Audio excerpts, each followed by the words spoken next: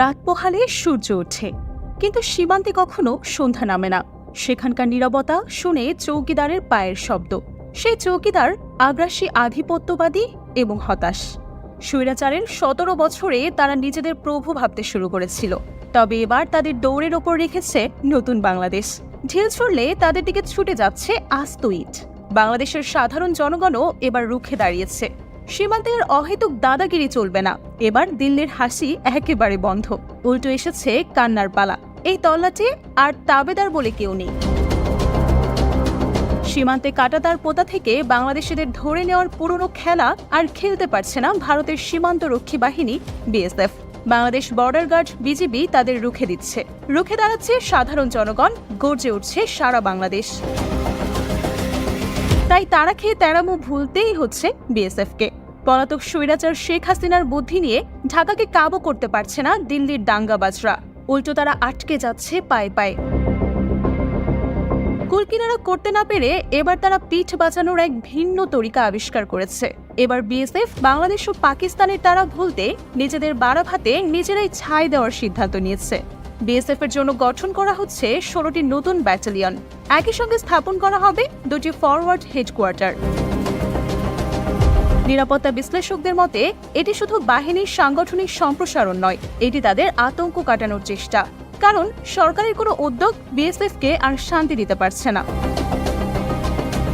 জানা গেছে নতুন গঠন করা প্রতিটি ব্যাটালিয়নে 1000-এরও বেশি জওয়ান থাকবে।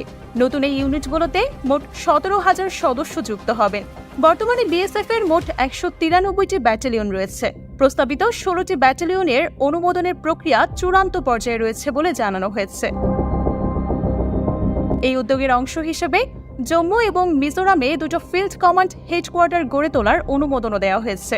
জম্মুর ঘাঁটি মূলত ভারত পাকিস্তান আন্তর্জাতিক সীমান্তের নজরদারি বাড়াবে। অন্যদিকে মিজোরামের ঘাঁটি বিশেষভাবে নজর দেবে ভারত বাংলাদেশ সীমান্তের ওপরে।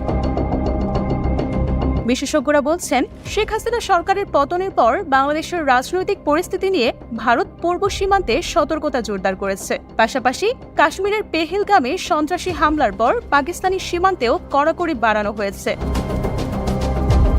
বর্তমানে বিএসএফ 6,726 কিলোমিটার সীমান্ত পাহারা দেয়। এর মধ্যে পাকিস্তান সীমান্ত 2,290 কিলোমিটার এবং বাংলাদেশ সীমান্ত 4,097 কিলোমিটার।